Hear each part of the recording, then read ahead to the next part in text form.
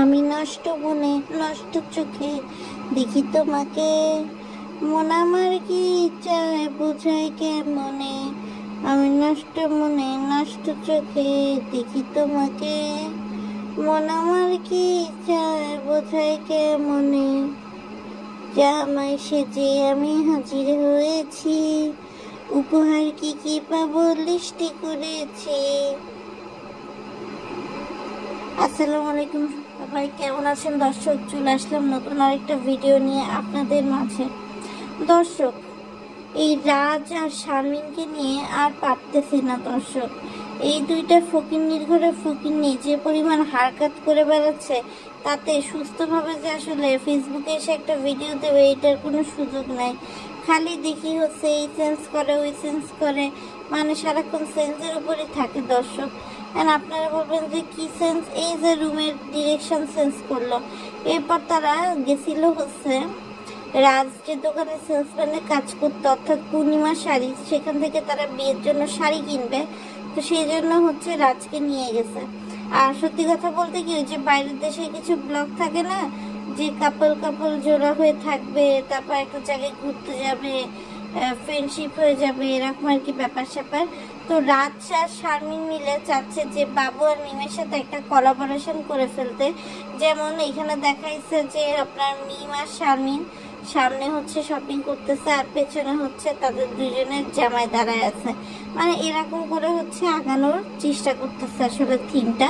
তো শারমিন খুব ভালো করে দেখছে যে বিয়ের পর তার যে ভিউটা হতো, এখন তার কারাকরি সে পাচ্ছে না, বরঞ্চ যেটা হয়েছে সেটা হচ্ছে আপনার মানে কম্বাইন করেও যদি ভিডিও দেয় তা ভিউ হচ্ছে না। এই জন্য সে মিমের বাড়ি চলে এসেছে। মিমের বাড়ি কিন্তু আসলে অ্যাকোমোডেশনের বড়ই অভাব। বাপ্পি তিশা বা আরিফ সাবিনা আসলে মিমকে বলাও লাগে না, মিমের বেডরুম ছেড়ে দেয়। কিন্তু একই ক্ষেত্রে উল্টো ঘটনা কিন্তু দেখা যাচ্ছে হচ্ছে আপনার মিমের এই ননদ অর্থাৎ শারমিন আসার ক্ষেত্রে। শারমিন আর রাজ দুই নবদম্পতিকে একটা সিঙ্গেল চৌকির রুমে শুতে দিয়েছে মিম। এটা কিন্তু মিম অনেক অন্যায় করছে, কেননা যেহেতু স্বামী স্ত্রী শুবে, সেই শোয়াটাকে যাতে ডিস্টার্ব না ফিল হয় সেটা কিন্তু আসলে দেখা মিমের কাজ ছিল। তো মিম আসলে রাজকে তার শরীর দেখায় পাগল করার পেছনে এতটাই ব্যস্ত যে শারমিনদের কি কি অসুবিধা হতে পারে সেদিকে আসলে নজরই যায়নি মিমের। এরকম একটা অবস্থা। আর মিমের এই টসটসে শরীর দেখে আমাদের রাজের তো রাতের ঘুম হারাম। রাতের ঘুম কি, সে তো পারলে হচ্ছে মিমকে বাটনা দিয়ে বেটেই খেয়ে ফেলে, এরকম একটা অবস্থা দর্শক। আরেকটা বিষয় দর্শক যেটা আসলে আপনাদের সাথে ক্লিয়ার করতে চাই, সেটা হচ্ছে এই যে এই রাজ কিন্তু এক প্রকার জোর করে উঠছে, এবং সে কিন্তু তেমন কিছু হাতে করে মিমের বাড়ি আসেনি। কারণ এখন হচ্ছে মাসের শেষ হয়ে গেছে, একটা নতুন মাস শুরু হয়েছে। এই সময় হাতে তো অনেক লিমিটেড টাকা থাকে। আর হচ্ছে দর্শক দেখেন, এই টাইমে যদি হচ্ছে বাইরে হচ্ছে খেয়ে বেড়ায় বা নিজে শপিং করে বাজার করে খায়, অনেক টাকার ব্যাপার। তাই তো মিম আর বাবুর বাড়ি উঠছে যাতে এগুলো থেকে মুক্তি পায়। অবশ্যই এদিকে আবার রাজের মা চলে এসছে। আসলে রাজের ভাই যে রাজের পেছনের ফ্ল্যাটেই থাকে, এটা আমি আমার ভিডিওতে সবার আগে আপনাদেরকে বলছিলাম। তো আমাদের ভিডিওটা দেখে রাজ সাহেব আবার চাইছিল যে তার মা যেন এক প্রকার মিথ্যা কথাই হচ্ছে বলে। সে কিন্তু তার মাকে শাসায় বলছে যে বলো আমার ভাই পিছনে থাকে কিনা, বা আমি ঢাকায় থাকতে তুমি কেন কেরানীগঞ্জ বা কি। আমি দেখলাম তার মা একটুও ভয় পায় নাই। আমি অন্য ক্ষেত্রে দেখি যে ভয় পেয়ে যায়, তার মা কিন্তু একটুও ভয় পায় নাই।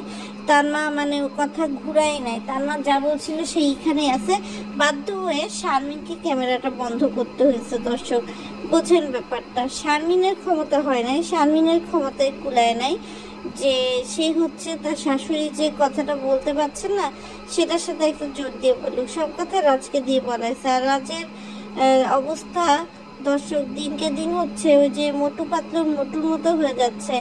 এমন একটা বিকট পেট বানাইছে দর্শক, যে পেটের মধ্যে খাইতে খাইতে আসলে রাজকে প্রথম দিকে মনে হতো বয়সে কম, কিন্তু ধীরে ধীরে কিন্তু আসলে বোঝা যাচ্ছে যে শারমিনের সাথে রাজের বয়সের পার্থক্য ভালোই, এবং রাজ কিন্তু আসলে একটা বেকার যুবক। রাজকে এখন বড়কালে শারমিন গোদ নিচে হচ্ছে দেখাশোনা করে হেল্প আউট করার জন্য। আসলে কতটুকু কি করতে পারবেন সেটা তো আসলে সময় বলতে পারবে।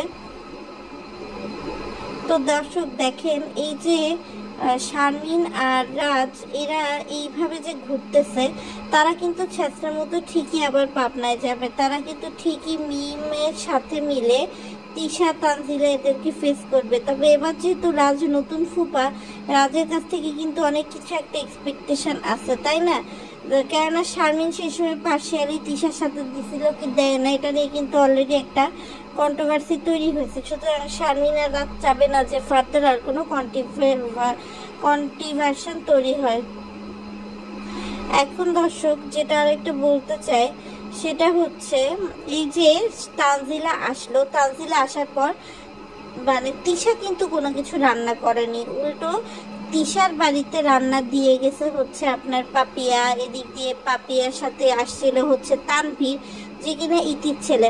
আমি জানি না আসলে তিশার রক্তের দোষ না কোন সমস্যায় দোষ, সে ওই ছোট ছেলেটাকে বলতেছে যে এইটাকে আমার মোটে সহ্য হয় না, এটা সে আমার সমস্ত মিষ্টি টিষ্টি খায় ফেলে।